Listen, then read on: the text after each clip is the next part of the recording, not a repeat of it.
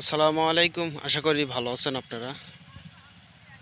আপনারা দেখতে পাচ্ছেন আমের গাছ, বিভিন্ন ধরনের দেশি বিদেশি আমের গাছগুলো আপনারা দেখতে পাচ্ছেন এবং চায়না থ্রি, বোম্বাই, বেদেনা, লিচুর গাছ, এইগুলো গাছ।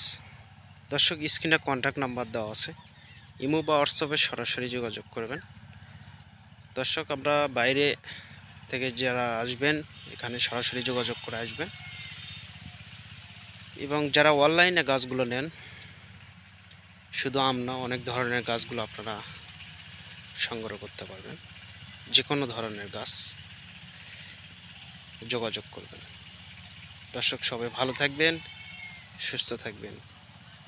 খোদা হাফেজ।